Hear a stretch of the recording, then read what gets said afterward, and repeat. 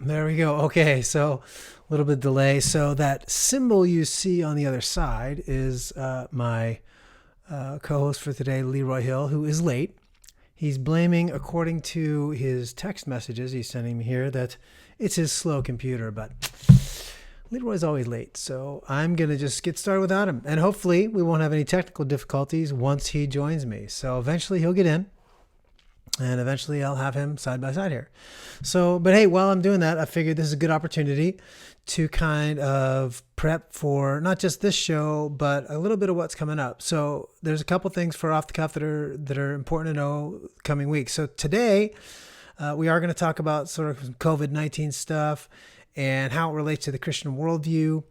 And sort of what Leroy, actually we happened to be talking on the phone earlier today, just decided to do this tonight, because I think it's exposed some things in the Christian worldview that, about our faith and the way we see the world, the way we process the same information that everybody else is seeing, that really needs to be addressed. And there's some cracks, I think, too, in the way the world is processing those facts. And I think there's something we could, as Christians, send out to the world in terms of hope and peace and joy in the midst of all these kind of crazy things. So we'll kind of go back and forth on that a little bit. But interestingly, in the next few weeks, I've got a few other people coming in on guests that I want to make sure you guys know about. So first I got Clay Jones. He's on a board with Ratio Christi, and he's also a professor, been a long time professor, I think 17 years or something like that at Biola. And he's going to come on and he's going to talk about the idea of immortality and living and how that plays into all this content.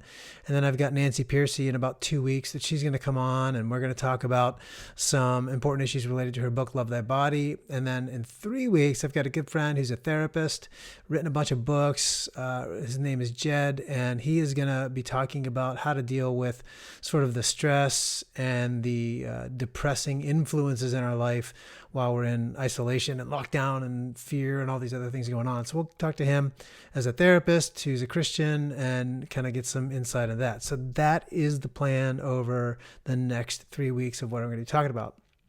And then the last thing I'm going to say before I guess I'll get started, even without Leroy at all, because the Lord knows where he is at. But so most of you guys know the neat part about the broadcasting on Facebook Live is that it gives us a chance to get some questions.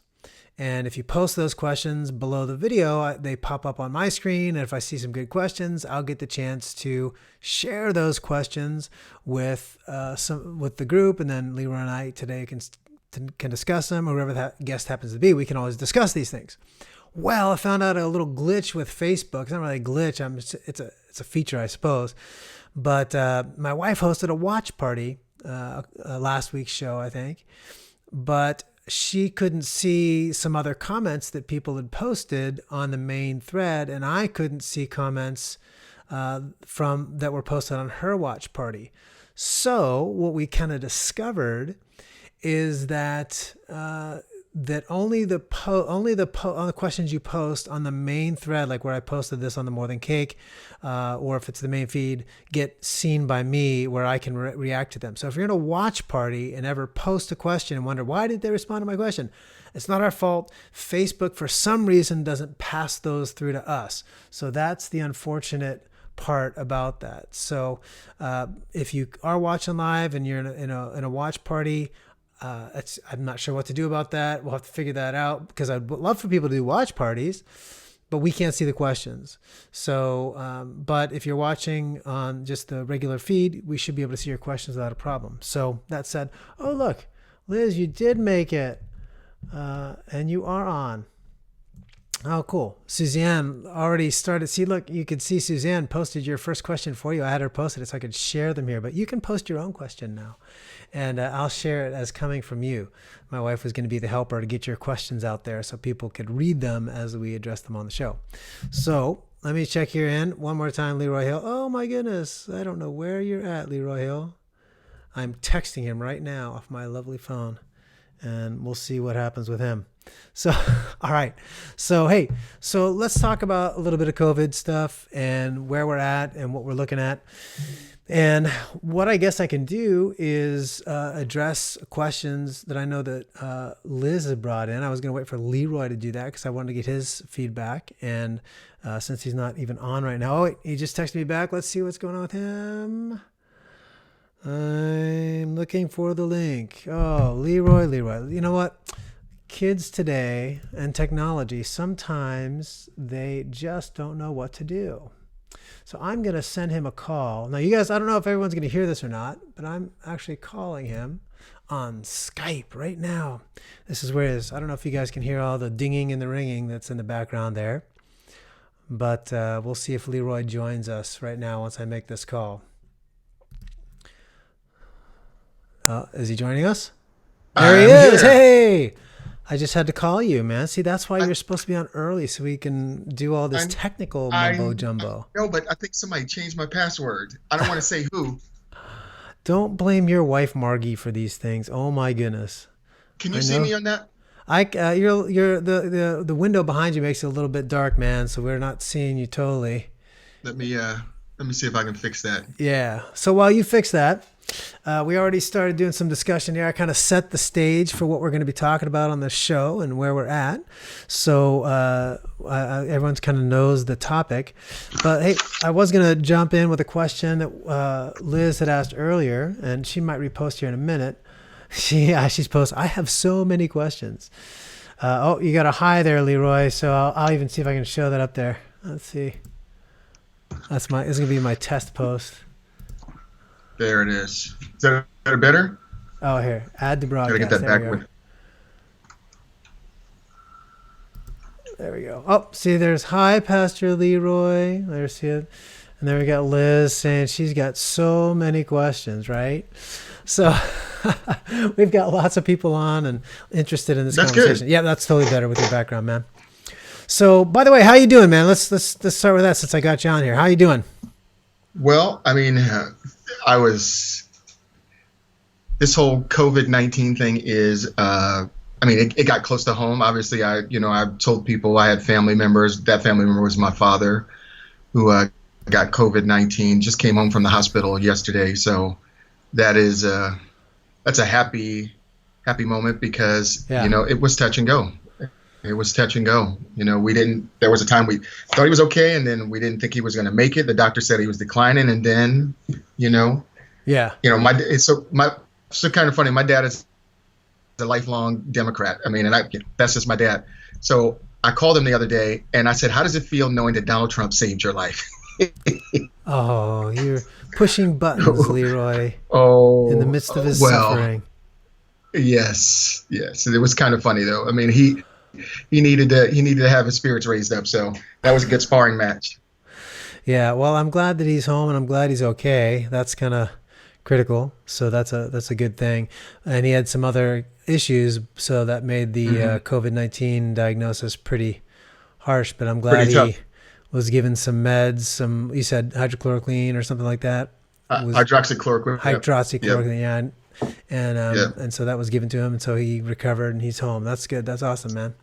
So yeah, that brings us to a lot of questions, man. We've got so much stuff going on here in the world, and we haven't talked about this in a while, but we were talking today on the phone, which prompted this. And you were mentioning about some of the, I think, the cracks in the Christian worldview that are kind of coming up, or just the way that we're seeing facts differently, and that things are just exposing some issues that maybe we weren't aware of before, maybe the way that Christians deal with things. So what have you been seeing, man? Where's that showing itself to you? Well, I think one of the major parts is that when people are looking at the same set of facts and they're arriving at different conclusions, it isn't the same set of facts that's that issue. It's how we're seeing them and how we're thinking about them. And obviously that gets at our presuppositions, ways in which we see the world, how we construe the world, how we believe the world works. Yeah. And I think those are the things that are preventing us from seeing things as they really are. And what's really, interesting is to see it in the church. You would think that the church, more than any other entity on the face of the planet, sees things at least similarly. Yeah. Maybe not all the way the same way, but at least similarly we see things. And this disease is kind of heightened the fact that maybe we don't see things Yeah. the same way. Yeah. I've had some interesting exchanges, I think, on Facebook and on Twitter even. And there's Christians who I interact with that I think are ready to sort of disavow any relationship based on disagreements on maybe the politics of how we should respond to the COVID stuff, not the facts of what the case are. Just like, well, oh, this is bad. And I mean, there's Christians that are sort of disagreeing over should we meet or not we meet, and that's fine to disagree. But it seems like it's causing a rift between believers that it really shouldn't do, at least in my view. So maybe some choose not to, and maybe I don't think that's wise, and maybe some do think so, and maybe others think that's wise or whatever. And I don't know. That's one area, something I've seen, I think, where it's okay. It's almost like we can't disagree about anything without it fracturing the relationship. We're borrowing from the world in the world of politics as opposed to what's our true unity in Christ, right? I mean, is that kind of some of what you've seen? Yeah, I mean, it is. I learned this from my wife a long time ago. Imagine a husband learning something from his wife. Well, in your case, it's easy, man, because everything you learn is from your wife, right? I know. She's very smart, but she said something to me a long time ago that our penchant in the church is to dissolve relationships rather than resolve relationships. Yeah. It's to dissolve. It's to separate and go our separate ways rather than to travail with each other until we even if we don't agree in the very end, we've at least given our brother or sister a good hearing. We've sought to really understand where they're coming from. And again, we may not agree. I mean, this is how it works. We may not agree, but we haven't fractured or ruined the relationship, and we've shown ourselves mature enough to deal with tough things. And I don't think, I mean, this is just people in my circle. I can't speak, for the whole church, but people in my circle, many people in my circle, we just don't understand how to just agree to disagree and not be angry with each other and not let it separate us. I mean, you have friends cutting you off Facebook. I had a friend, one of my good friends, literally cut me off Facebook for like three years because I wouldn't agree with support Donald Trump in the very beginning. Cut me off as a friend for 3 years. And this was a guy I've known for many years, but because I wouldn't support Donald Trump, he cut me off as a friend. And I was just like, seriously? Yeah, so you start in 2016 as a never Trumper, and then you kind of change a little bit over the time, and now you're a support Trumper and whatever they call it, and so now you're losing the other half of your friends. Yeah, well, and it's kind of funny to me, not to beat that old, or as they say, to go too far down beat that old. But that my point in the beginning was I didn't think he was a serious person. Secondly, I didn't think that he was a particularly moral person. So my fears were that he would get in office and he would do more to shame and harm us than letting Hillary get in office, who we knew who she was. The devil you know is better than the devil you don't, kind of thing. You don't know. That's exactly right. And but I'm going to be honest. I said, I really did some introspection. I said to myself, I didn't give Barack Obama a fair shot. I really didn't. I mean, and I thought to myself, when that guy got in the office and in 2008 and the economy was getting ready to fall off the cliff, I didn't agree with his way of seeing the problem. But you know what I said to myself? He did what was best in his own worldview. And here we are. We still have an economy. We're still we were still functioning. And I said, maybe I didn't, I was a little too harsh on him. So I had to kind of step back and I said, well, in the same way, I need to give the other guy the benefit of doubt. Another guy I don't like, I got to give him the benefit of doubt. And I'm going to tell you, I was pleasantly surprised. Surprised. Good. Hey, a couple quick things. I got a question that came up and I want to transition to that real quick. But two, just something, move about like a half a foot towards your window there, buddy. You're on the screen that the people are seeing, not closer to me, but closer to the window a little bit. I think that would be your right a little bit. There we go. Perfect. Just on the way the screen's being broadcast, you were half cut off. I didn't want people to think that was a slight against you, that I was intentionally cutting you off. Yes, you do that all the time, though. I know. Well, I would if I could. I just didn't want them to think that. But, Hey, I do have a question here, and this goes back to where we were at before. You can't see this popped up, but everybody following along can see the question here.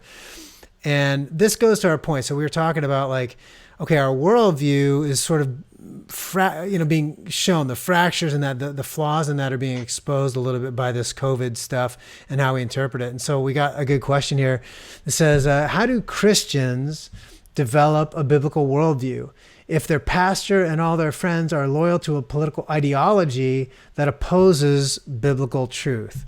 And it doesn't even matter which side of the political spectrum they're on. It doesn't matter. I think the question is totally valid, whether that cuts for Democrats or Republicans or both in large senses of the matter. So what do you think? How do you assess that question?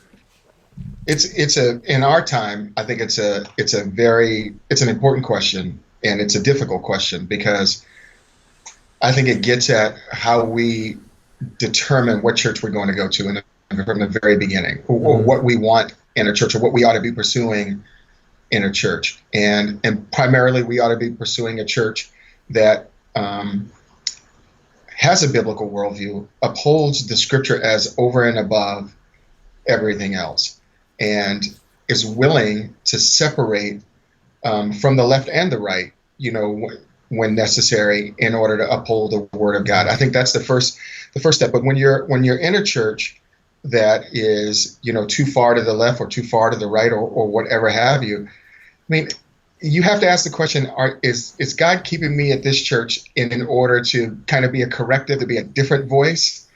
That's possible. Or am I so emotionally drained by it that I should probably, move in a different direction? It could depend on the strength of your faith. It could just, where you're at, and, if you were at a high point where you're, being strong right now, and that could be seasonal too. It doesn't mean just strength of faith, like how old are you? I mean, you could be going through enough junk that, like, look, I don't need other stressors in my life right now. I need to be somewhere where I'm more supported and not having to fight these battles.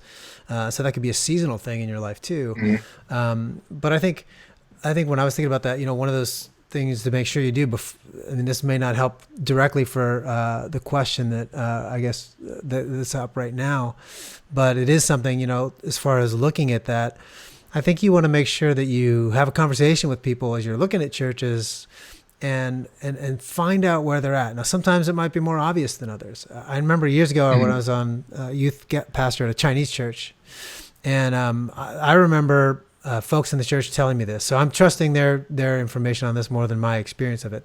But they said, if you ever come across a Chinese church that has Formosa in the name, like Formosa Chinese Christian Church, it really just means Taiwanese Christian, Christian church, Chinese Christian church. And usually they said if that's in the name, almost always it's a sort of a politically oriented church. In other words, the sermons, the content tends to be about, like, free Taiwan. It tends to be about nationalism a little bit for Taiwan, as opposed to biblical theology. Now, that was their telling me, so I could be wrong. So nobody send me any hate mail on that. I'm just saying, and correct me if I'm wrong, that's fine. But I'm saying that's just what I was told. But I think, most of us don't see those nameplates on the front. We can't judge it by that. So we've got to ask questions. I think to see if there's even balance. Like, and the Trump thing. So let's just take that on the Republican side. We could pick Democrat side too, for Obama or whatever. But Trump's the president right now, so we'll just pick on him. I think Trump is pretty much he's a loudmouth kind of guy. He's a little bit of a lout, I think, at times. I'm not a fan of his Twitter. A little bit. I think he's a narcissist. I think he's too much arrogance for me, and I don't like that it comes across. That's what I don't like. I mean, I like the fact that he stands up for himself. I just wish he was less arrogant about it. But I do think he has to stand up, and I like other policies that he's done. So there's stuff I dislike and I like, but I've had conversations with people that, you're evil because you're saying something bad at all. Yeah. Like, to say anything bad at all or a critique is somehow evil. And That's to wrong. say, and for others to say anything positive at all is Hmm. immediately, oh, so you believe that all the women he assaulted in his life is a valid way for Christians to believe. And it's like, no, we're talking about, we can't really evaluate substantively issues as they are, because, so I think finding a church that can do that is probably one of Hmm. those first keys, right? I mean, making sure you have a conversation with a pastor, and if they don't, it's probably not the place to plug into, is the first deal, right? Right. Yeah. Yeah. And it is that's a total key. What's the church's main goal? What's their main goal? Is their main goal to help people become more like Christ, and primarily, and obviously the church has to say something about the culture because it Yeah. lives in a particular culture, in a particular time, in a particular place in history. It has to say something Yeah. about the culture, or else why does it exist in the first place? It's not just as we used to say, the hospital for Christians. Well, you get healed at the hospital, but then they send you back out. Yeah. So it has to say something about it, and it has to say something to the culture. It has to be, that salt that Jesus called us to be. It has to say that, but we have to be wary. I mean, we as individuals, because we kind of have we're kind of primarily citizens of one place. That's the kingdom of God, but we're also, in a secondary sense, citizens of this world too, and we live in a place where God has planted us, Hmm. and we want to help people in the place that we're planted come to know the Lord. So we have to have our foot in the world in a way that the church doesn't Yeah. necessarily have to have, and we need to recognize that. Yeah. And that's part of that.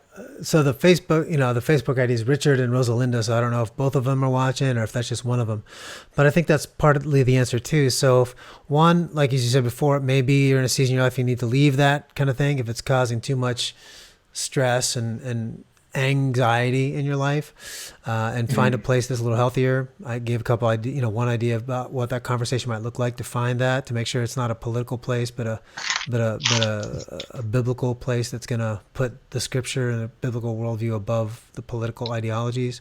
I think Leroy has some good advice there as well. I think one of the things I would recommend is, if you feel that you're going to stay in a place, and this is directly to that question you had, Richard, and Rosalinda, is that Let, I think that find some things like this, this video cast. Find some things like some books mhm. that will give you and keep you in that right positive perspective. That's going to help you. So you may need to reach out to find some other sources, podcasts Yeah, or video discussions that can do that. So I those are think I definitely think some things. And I think this is really the place to begin. Right here would be my biggest thing, right on this yeah, show. I think Richard and Rosalinda's case is a little bit different.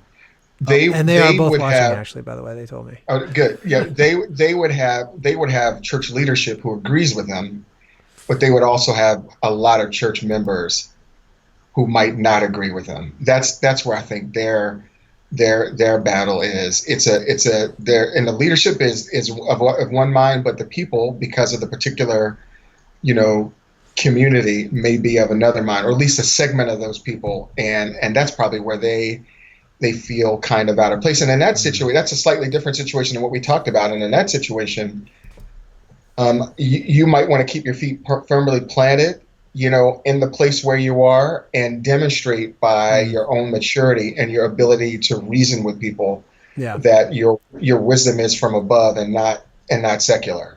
If that makes sense. Yeah. And I think they posted a comment too that, like, it's not their church. They think it's good. It's sort of some loved ones are in what they call a wonky church. Oh, But I okay. think that goes to kind of what you were even addressing there, is like the first point you had earlier. Sometimes we have to be salt and light. So for those family members, one is, be in a church that you think models those healthy things, and then just create Hmm. conversations where you can help your loved ones see it. You don't have to, out counsel them and tell them, you got to leave this church, and try not to Hmm. find battles to fight. Try to find Yeah. commonalities that you can Yeah. make inroads to help developing that healthy worldview for them. And I think those are some of those keys. And So to be passionate, it's one thing to be passionate, but man, you got to pick your battles. Pick the battles that you want to fight. Some of them you just can't. You can't yeah, fight every battle. I mean, you'd be fighting yes, all the time. You just need to pick the ones where you want to engage, and Yeah. that's a hard part too. Yeah, no, and I think that relates back to this COVID-19 stuff too. And this is not just within a church context, but also within just our Facebook and Twitter and those sort of things. Mm-hmm. I think one of the challenges, and I'm trying to make sure, I don't know if I strike the balance perfectly well, maybe the people that Mm-hmm. follow me on Facebook and stuff, I'm a little more active on Twitter. It's a different kind of platform. I share a lot of information, a lot of stories, whether I agree with them or not. Sometimes I just share stuff and people get mad or whatever. Facebook, I'm a Mm-hmm. little more focused. I try to have lighthearted stuff and personal family stuff. And I do some newsy type things or some Mm-hmm. comments, but I try not to let any one of those things dominate. But I think one of the things we have to keep in mind is that, and this is true whether we're teaching in churches or whether we're just sharing stuff on Facebook, is let's make sure everybody go and scroll, not right now because you pay attention to us, but later after this, go back and just look at your wall and say to yourself, okay, if I were a non-believing friend, or if I have a friend who's a young in faith Christian, are they seeing that I have a hope in Christ? Are Mm-hmm. they seeing that in the midst of this pandemic and the chaos and what I see as lies, or what I see as, however you see the world around you and the facts, we can discuss those, but however they see it, say, does my wall reflect what I see as my passion and my faith in Jesus Christ? And Mm-hmm. so, as a whole. And so, and not necessarily every post is going to cover all your bases on stuff, but even that I'm trying to struggle with. Like if I post a news story that I think is like, the government's doing this wrong or that, or if it's something critiquing or critical or whatever, do I need to post every time like, hey, but remember there's hope in Christ, or should that be understood? I don't know. I don't have a great answer for that. Maybe you have something, but that's my first thing to thinking about is how we handle ourselves, those dissecting that facts and information, is make sure that our big picture we're sending across reflects the message of the gospel. Mm-hmm. I would say, man, if you looked at my wall, I have a lot to say. You do. That's why I I have a block you lot to for the say. most part. I don't even. I know. I'm sure some people do. And the thing, and I guess I'm, you know, I am just shocked. I'm just shocked at, you know, the brazenness. I would say the brazenness with which people just lie. I'm just shocked. I'm not talking about, the government per se. Um, I think that the pandemic has caught everybody flat-footed. I mean, it just has. Yeah. And, you know, nobody, we can say what we want. No government sits around and says, we're going to plan for the next pandemic. We talk about it. We have doctors who are interested in it, but nobody is going to stockpile 150,000 ventilators. I mean, at $55,000 a piece, nobody is going to stockpile, all the personal protective equipment. Nobody is going to do that. People are just going to deal with the issues of the day. And even as this administration, Donald Trump is pointing back at the Obama administration, I mean, I don't really see that as a huge argument. They had a pandemic during his time. Should they have restocked them? Sure, but I mean, who knows what came up? They just probably didn't budget for it. But here we are. And the thing isn't what you did in the past. The thing is, what are you prepared to do? Right now. What moves will you make right now? And I just think we can Monday morning quarterback everything that everybody does on the left and on the right. And Yeah. I'm more angry at China than I am angry at the Democrats. I'm more angry at China letting people travel for 6 days before they said anything while cutting off travel domestically. I'm more angry that they burned information and didn't give us the DNA sequencing for the virus so that we could make an adequate test in the very beginning. I'm more angry at all those sorts of things than I am at what the Democrats have done or haven't done, or what the president has done or hasn't done. I think that part that everybody's wrestling with is a part of the political games, and we're not really segmenting that out. But I also think the way they've used the particular situation to bring their thumbs down on the church, I think that is equally disturbing. I think if people can get in their cars and remain social distancing, which is what they require, and they're in their cars. You can't give people a ticket for watching the sunset on a beach. You Yeah. can't you I've can't seen give people the a video. I ticket. don't know. You've seen the stuff out here where the guy's out surfing by himself and he gets arrested, They get gets put in dragged off. cuffs. Or the guy was out with his daughter at the playground. There's like two people out, him and his daughter, and the police. It's like, okay, you have to break social distancing to cuff the guy. So I don't know. There's some crazy stuff. But they're using it. They're using this situation to, and I don't want to say enact political revenge, but it appears that it's in that category, because you and I could, if we wanted to go to the store and shop at Costco, nobody's going to say no.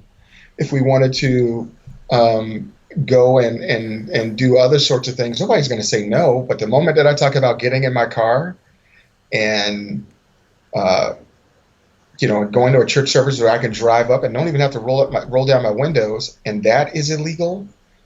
And then how we individual church people are responding to that. Some people spout Romans 13:1, we need to obey the government. Mm. But, you have to ask those people, to what extent do we have to obey them, to Yeah. what extent? Well, it's funny you said, because that's what Liz just posted this question on the thing. Is like, and what are our thoughts about how the churches are being shut down, but like say liquor stores are open and stuff like that. Now, I'll be frank about this question. I thought it was interesting when it first came out, because I remember when California, this is what now, a month ago, I don't know, first came out. They had their list of things that were essential and non-essential. I thought they screwed the whole thing up. They had one of the things that was listed as an essential service was laundromats. I don't know if you saw that, but that was listed as one of the. See, That's essential.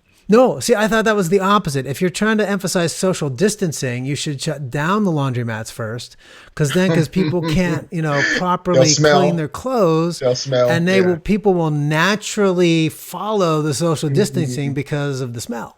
No. So I think it was poor government leadership at that point that we had that, but that's a funny. whole other issue. But but to Liz's serious question though, what do you think about the way it's done? And that gets to the worldview question: is how do we filter? And this is where you were kind of coming in at. Look at what the states are doing. How do we take this idea of, religious liberty, what the scripture says is to obey those in authority, but also not forsaking the fellowship, and also the fact that, to what degree are we allowing them to silence the centrality of the church, in that, is it truly an essential thing or a non-essential thing? And so I think there's a lot of questions in there trying to be balanced. So how can we as Christians sort of know when we've reached that threshold? Well, that's a very good question. When this first happened, and we are all hearing 1 to 2 million people were going to die. I mean, we thought that when they came and said to us, and one way that we would lessen this problem is that we would stay inside for 2 weeks. We agreed with that, because here's what they said: hey, 1 to 2 million of your fellow citizens are going to die. Loved ones are going to die if we do not do this right. And none of us, not a single one of us, I don't have a virology degree. I don't have a degree in immunology. I don't have any kind of. Come on, man. I know nothing about it. But when credible people on both sides come and say things are about to get ugly, hey, you need to, buckle up and protect yourself, then we want to do what we want to be wise and follow what the government says, because in that situation we believe they're looking out for our best interests. But then as this began to go on and we began to see the foolishness, especially the arbitrariness of what is essential and what isn't essential. And I think I was watching a program where one of the governors was being questioned, and he was asked, did he consider the Bill of Rights before he made these decisions? Yeah. He said it was above my pay grade. I said to myself, Bill of Rights, oh no. And then the next night, above my pay grade, exactly. And then the next night, when we really thought about his answers, and then you began to see what the governor viewed as essential: liquor stores, weed stores are essential, but sitting in your car and going into a synagogue with 7 people in a synagogue separated, and a synagogue is Yeah. Well, was is there a is church of like, I think that could seat 250 that had like 15 people in it? So they were that was literally spread throughout the whole sanctuary. was a synagogue. It was a synagogue. Was that the synagogue? Okay. Was a synagogue, and he had them broken up. And I thought to myself, well, it seems to me that the governor's priorities and his understanding of essential may be more arbitrary and less scientific than he would have us believe. And it's at that point that we, as reasonable people, would begin to ask right questions like, why are they doing this? Why are they making the decisions that they're making? Are they making these decisions for our benefit? And it appears in that instance, as it pertains to the church, not necessarily. I think that if the argument is that, and at that point, we have to remember what the rules were. Remember, originally the rules were 250. No Yeah, and then went groups to above 50, 250. and then it was like And no groups 10. above 50, and then 10. And I'm not sure exactly what the number was when they separated. And then the rules are, if you go out, you need to have gloves and masks on. So I'm not sure if the people in the church had gloves Yeah. and masks on.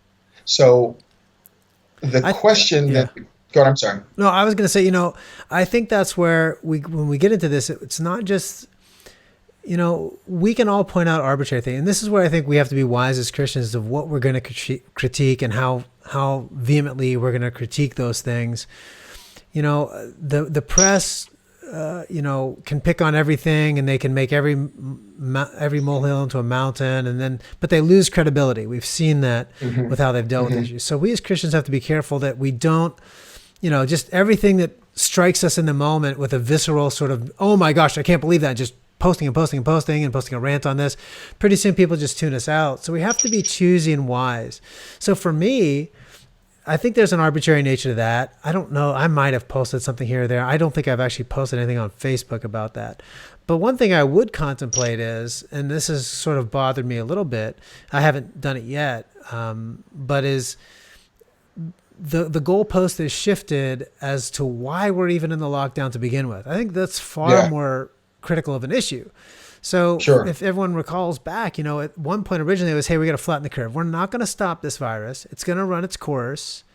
But what we need to do is do social distancing. And then it kind of moved into, okay, let's do some lockdowns in some areas. But the goal is so that we don't overwhelm the medical system, because then then a lot of people would die because they wouldn't have access to medical care. But now if you listen, the Fauci guy that's doing the White House press briefings and stuff is one of these guys who's changed the standard. So now the standard is not flattening the curve. Now that is, we have to wait till there is a vaccine. We have to wait till there's 100% testing for this virus, and we have to wait until what is it? There's a couple other criteria. I'm drawing a blank all of a sudden what those are. But there's all these criteria that have nothing to do with flattening the curve. Now they're saying we have to defeat the virus completely. But some of that stuff can take up to 2 years. So you've got, people from Harvard, we got to do social distancing until 2022. Some schools may close until 2021. Some places are talking about, no, we need to keep the lockdown until 2022. So I think for me, when you see the change, that's one of the things that for Christians, for everybody to point out is, let's focus on, wait till we see the major issues, do less posting and more significant posting. But when we do, let's pick the more significant issues that impact everybody regardless of where they come into faith. And that sort of shifting standard, I think, is something, for me at least, that I think would It's big because that. there's really not a lot of data as to why it's shifting. Take Norway and Sweden. Norway closed down its borders, closed down its economy. Sweden did not. They neighbor each other. Sweden has less cases and equal deaths. Norway has more cases and equal deaths. The major distinction is Sweden's never shut down anything, but Norway has. Who's done more damage to themselves?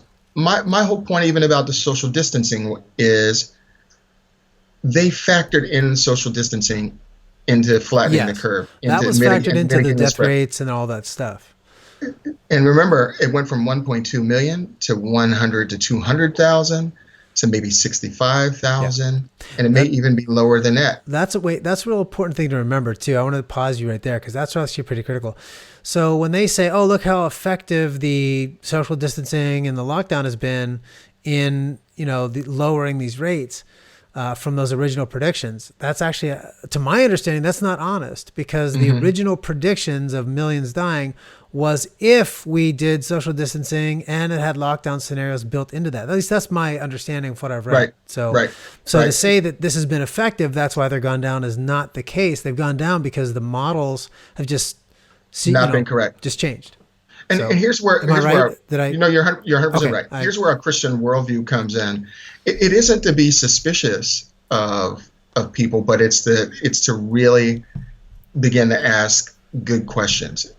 Maybe not to condemn people, but to elicit a more positive or more uh, correspondent, with reality response, more truthful response, which is to say, you said to us in the very beginning, um, stay in your house. And if we don't, and if we stay in our house, we're going to, all these factors are going to happen. But, you know, and here we are, we've stayed in our house and we've slowed the spread. But now you're saying to us, we're going to be on hold till 2021 or 2022 or until you get a vaccine that, you've been searching for 40 years for AIDS, a vaccine for Yeah. 40 years. I mean, That's what concerns me about some of that, making it, we have to have a vaccine standard, yeah, is yeah, some of these viral infections. I mean, we still don't have anything for, I mean, we take a flu vaccine, but it's only for certain right, strains and it changes yeah. seasonally. Hmm. We're creating a standard for this particular viral, As bad as it is, as virus that bad as it doesn't is, yeah, exist for anything else. yeah. And that should legitimately concern anybody, regardless of whether you're Christian or not Christian. And that's not Hmm. something that pertains directly to I have a Christian worldview, But no, but what except I'm that getting we at, should be for the side of, let's be honest, you right, know? and it ought to say to us, okay, what is this? And this is where I began to be worried, or at least be wary. What does this do to the church? Um, there's some churches that are barely making it, now. You should, and they will not come back after Yeah. this is over. There's some churches that are quite successful now that are going to be drastically affected, before this is over. Yeah. And Businesses, churches, lots and of people. the first question I began to ask myself is, have our pastors really prepared us to really take the ball ourselves and run with it? Should, something like this happen and the church is segmented and separated into homes? The answer, in my opinion, is no. One way that we know that the answer is no is the proliferation of internet churches and all these other sorts of things. Yeah. I think there's a key there is, a robust Christian worldview impacts the way we do church, the way we experience Mhm. church. And it's, the thing about the New Testament church that was so powerful is that it was reproducible. Hmm. Within a cultural context that was antagonistic to faith, it was able to grow and expand. And the leadership structures allowed it to do that. There was a lot of, Hmm. there's a lot of wiggle room given to local churches within a Hmm. certain structure that was biblical, but there's a lot of room for churches to say, how does this idea of, I would say I'd promote a plurality of elders. How does that work in my social context? How does that work Hmm. in this, And so I think there's a lot of things that the church, just simply putting our services online, I think is not going to solve that It's problem for not. us as the It's church, not. because what we're going to have is how can we really use this as an opportunity for families and moms and dads to really become disciple makers for their kids? Hmm. A job that we've unfortunately just handed over to the church for a lot of decades. And, my involvement now, I'm connected with that Ratio Christi, as you know, and kind of going to do some college campus ministry, but I also want to work with local high schools and youth leaders and stuff.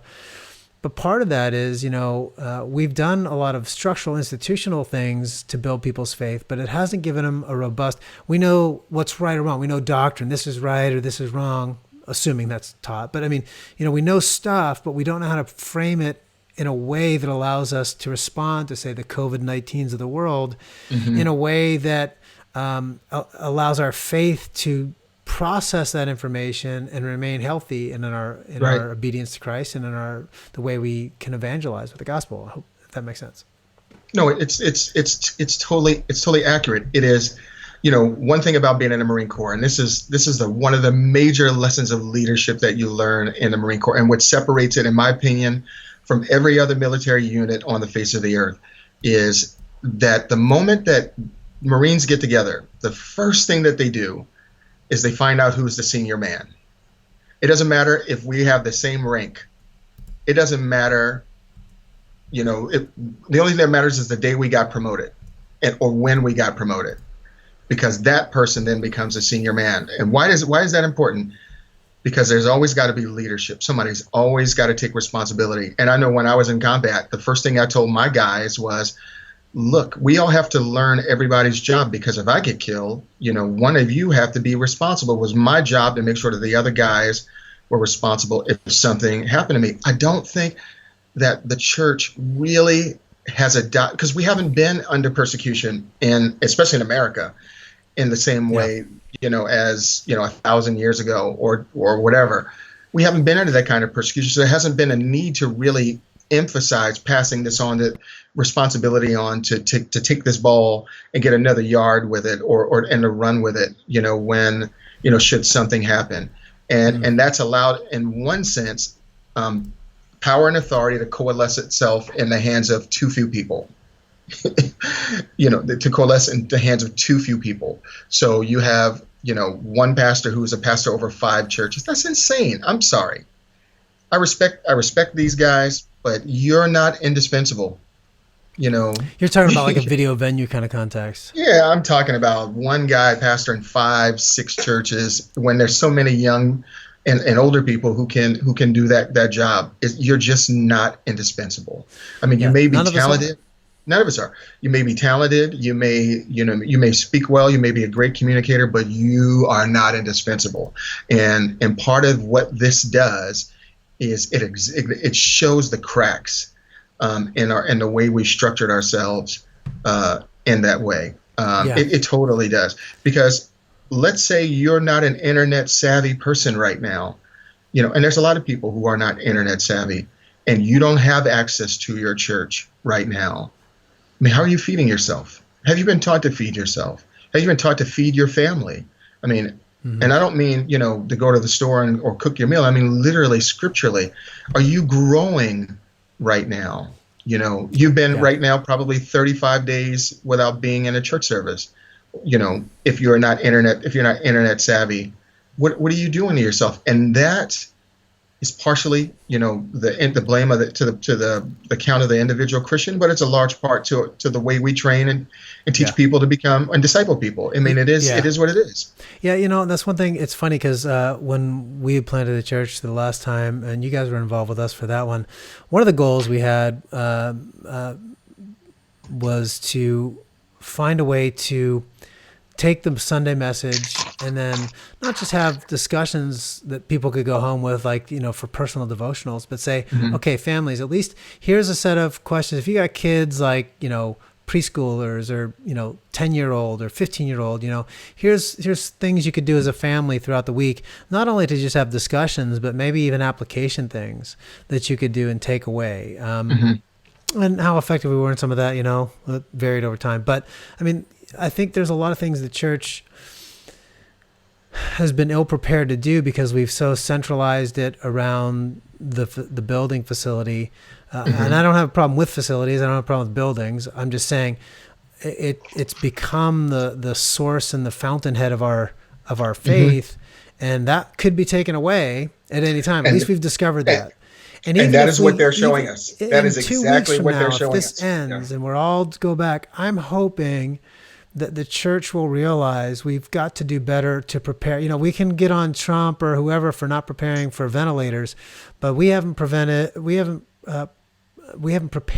the church to be decentralized, for parents to be disciple makers, for people to within their neighborhoods to reach out. I had a conversation with a guy who was actually here to do our pest control and he's a Christian guy. We've gotten this long conversation about this stuff, and he's like, oh well, my family doesn't really go with me, but I go or do whatever, So, but hey, this thing got me the opportunity. I turned on a video thing of a church service, and he's like, it was really good, and some of my family even watched with me, his wife and kids. I said, it's not that much step of a further for you to say, just open up the Bible, read John chapter 1 together, and just have a discussion with your kids. What is this? Hey, what do you hear in this passage? What truth sticks out to you? What questions do you have that are unanswered? What is this calling you to do as an individual? What might this call us to do in the family? I mean, just those 4 questions alone could be a weekly Bible study as a family, and you'd be doing a good job to raise your kids. And so, but it's so foreign to us the way we're structured that we're not going to be prepared for. We're not prepared for COVID-19, but we're going to not be prepared for the next thing that will inevitably come. Right. No, that's a fair statement. And and again, I'm not trying to bash people because it's so easy. And I know you're not either. We're not trying to bash people. But we're looking. I'm just so good at it. It sounds like that way without even trying. It's true. But we're looking at this as reasonable people and asking ourselves, is this the way things are meant to be? And the answer is absolutely not. When the church scattered at the end of AD 70, in Rome, and the church spread out before Rome attacked Israel, wherever those people went, the Bible went with them. The Word of God went with them. The people of God scattered, and they planted and started churches wherever they ended up at. But here we are in our country, and we're angry because people told us that we can't meet together. Now, we have the right to protest that, and we should be angry if we think that it's arbitrary. These are arbitrary rules, but at the same time, we should still be doing church, and not merely internet church. We should be talking about these things with our family. I know that our kids, they have a weekly Bible study with the kids at our house. I mean, and that's great, and I'm always challenging them. But we ought to think about this a little bit deeper than what the government is doing to us. That's part of it. We have to think, are we really doing ourselves a service? Are we really becoming the kind of people that God intends us to be? So that should this situation come about in the future, we're better prepared and not so reliant on other people to spoon feed us our faith, so to speak. Yeah. No, and I think that really hits on that really critical point, is that we're not saying church in big gatherings at churches is evil. I think it's been a blessing to a lot of us to gather in a place that's open to the public, a place to gather non-believers, a place to bring believers of different kinds. I think Jesus gathered the multitudes and, fed the 5,000. I mean, there's nothing wrong with those things. Right. It's just that can't be the full depth of what constitutes the Christian life for us. And that's where I think we as Christians need to walk away from. That's the lesson. I think let's not get too distracted. Yes, we should care about the political side because it impacts our life. It'll impact our kids. It'll impact people, whether, I don't want us to go a socialist route, because historically that means people get starved and they die. I care about people, so I don't want us to do that. So I will speak out against those things. So I'm not saying don't speak out, not to be engaged with politics. But what I'm saying is, don't let that political voice that we have, and we are privileged to live in a nation under a constitutional republic, that we can speak out. We have that freedom. So I think that's honors God to speak out. What I'm saying is, don't let it distract us to think that somehow, even if we were under a communist regime, that can't hinder the church. The church can thrive in any political situation. That's exactly right. We can't be afraid of the government doing that. We might not want the government to do that because we know that will bring harm to people. We know that people could suffer, and we value the life of every human being and don't want that. But that cannot stop the church, and it will not stop the church, and we can thrive as a people in the midst of any form of government. I mean, look at the underground church in China. I mean, you can't Sure. find a more oppressive regime. I mean, there's some good competition for that, but you can't probably find a more oppressive regime willing to kill people and, I mean, do human experiments on people, or organ harvesting of political people, and just, I mean, this crazy stuff they're doing there to Christians just because they're believers. But yet the church has grown and thrived in that context. So we can't like say, oh, they won't let us do a drive-in theater. Yes, we can say those things are bad stuff, and I don't have a problem with that. But let's not think that that means it's going to stop the church from being the church. We just have to find a way that we can be salt and light in smaller gatherings and in smaller places. And that's where the church started. And we had some comments online. I could see that, the church started in houses. They started in these places. It's true. I mean, so there's nothing wrong with that. There's nothing magical about the house. There's nothing magical about a big building. There's nothing wrong with each. But sometimes you have to shift your methodologies because the gospel needs to go forth regardless of how crazy or loony or oppressive a government gets. Right. And that we have to be a little bit more creative.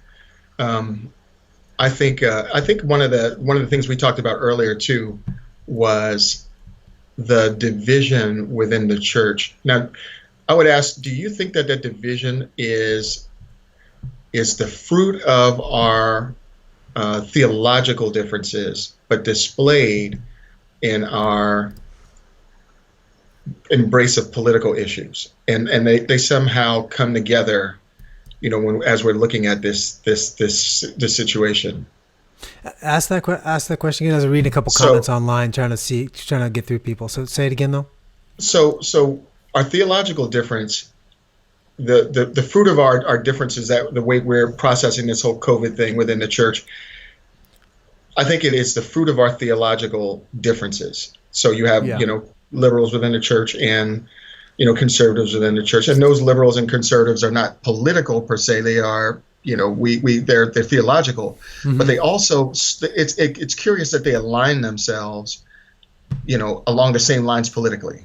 Yeah. Does that make sense? Yeah. I think we have to be careful that obviously, our theology, as an ethicist guy, as a guy who loves ethics, and that's where I'm spending my energies these days, I think our theology, unless it has some practical real world impact, is always bad theology. In other words, you can look at the theology of the Trinity. It doesn't matter whatever our theology is, it has to have an impact on the way I live my life. Or I think it's in some sense bad theology. I think every bit of our doctrine and beliefs has an influence on our moral choices that we make, if we're properly understanding that theology. So I say that because I think that the passion to see justice in the world, the passion to make changes politically so we can help people, that we can safeguard life, that we can protect the poor or the innocent, all those things, those all are very important, and we can't divide ourselves from that. We're in this world, but that critical point, not of the world. And so where that is a very challenging thing. And I think that's why the real answer is not that we have the answer. The real answer is that we have to be engaged in communities where I can come with somebody who maybe has a more liberal theology and a more conservative theology, and we can have genuine exchange without calling the other person an idiot or a moron, or if you knew God, you're not a real believer. Paul was always good at taking people at the confession of their faith. He said, okay, you claim to be a follower of Christ. Well, now let me tell you what that means. Here's the standard that you have to live up to. He didn't say, well, you're a liar. And I think we're too prone in our culture to just tell people you're a liar, you're not really what you say you are. And we can't really end up with genuine dialogue. And that's something, the unity we have through the Holy Spirit, the salvation, the common salvation he gives us, that's not something we create through political alliances. The unity is given to us by the gift of grace. It's the gift of the Holy Spirit. And so we have unity. Our goal is to maintain the unity, not to create it artificially. I think think we have to create it artificially, and that's the real problem that we have for the church, and that's what we're seeing today. And it's as if unity means that there's no real difference. The very fact that unity itself incorporates within the idea of differences. It's two different things coming together around one thing. It's at the very basis of unity. There's difference. There has to be, or it wouldn't be unity. It would be same. It would be sameness. it would be that, but it isn't. Unity Yeah. means that there's implicit differences and an explicit willingness to be together. There's an implicit difference with an explicit willingness to be together, coalesced around a given idea, set of views, perspective, or what have you. Yeah. I think we struggle because when you talked about being in the world and not of the world, we really haven't fleshed that out well. Yeah. We really haven't fleshed that out well because, and that's what we're finding out right now in the midst of right, this. right, and because some of us have serious concerns about the way the world works, and some of us, have less serious. That's not our. We acknowledge the world works a specific way, and we're gonna go about our business within the world that we live in. And it's easy to demonize the person that doesn't have my concerns. It's easy to say that my heartfelt desire to see X happen, is the most important thing in the world, at the expense of my brother's heartfelt desire to see Y happen, and then to demonize my brother over Y because he doesn't see, the thing that I see, and that's easy. That's easy for us to be engaged in, and it's a struggle because, if you were to, if is our bottom line power, and wanting to see our will be done on the earth, is that our bottom line? The pursuit of power and to see our will done on earth, or is it really to see God's will done on the earth? And and I think that's going to have to be that critical point that we have to do a little self-investigation. And believe it or not, we're out of time to do that because I don't want this show to go too much more than this hour. And we're already at the top of the hour, believe it or not. Well, it's less for you, Leroy, because you didn't show up on time. So it's been like half the show length for you. So half the show length for me, yeah. So, but I appreciate you coming on, man. Hey, we'll try to have some more of these conversations and host a little bit more. Yeah. We'll have some other folks. You and I can come on again, and I know that I'm going to be hosting some conversations, like I said at the beginning, over the next 3 weeks with quite a few people talking about some of these issues. I know the issue of church structure and polity came up on the board. I've actually going to have a conversation in about 3 or 4 weeks with a guy who read my book on church elders and shared leadership stuff, and kind of made a lot of life changes based on that. And so we'll address some of the things that came up in here about how does the church structure itself to be successful in a time like this, where it's forced to be decentralized. So I've been dealing with those questions for a while now, and so that book came out in 2017, and I think it has a lot of answers to some of those things. So I'm going to have a good conversation down the road in that as well. And I know that I'll have you on again, Leroy. We'll have to do this, and folks, leave messages, post more, connect with Leroy and myself. Well, if you have other show ideas or questions, be sure to let us know about those. Any parting word from you, Leroy, before we sign out here? No, this went too fast. It was actually fun, and you didn't, just try to kill me with your Joe-isms, So That's I was really true. excited. Well, I was really happy about that. We didn't really have excited. Ward there dragging us down like dead weight. I We'd have know. to drag him along, and We had to kinda carry do all him stuff. and See how much prod faster him. that went? Yeah, It was like almost a joy. The Ward is a weight, No, he's like the albatross around our necks. He is. I don't think he's watching, so I can say that. Well, I'd say it if he was watching. Actually, I prefer if he was watching, so he'd know it.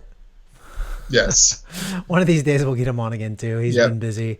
So, I have family. I know. COVID-19. I'm afraid to come I got online. stuff to do. Exactly. Exactly. All right. Well, hey, brother, we're going to close it up for now. Thank you, everyone, for kind of joining us and being with us tonight, and appreciate your time. And please go ahead and stay connected throughout the week and join us for another show. Appreciate it. God bless all. God bless you. Take care.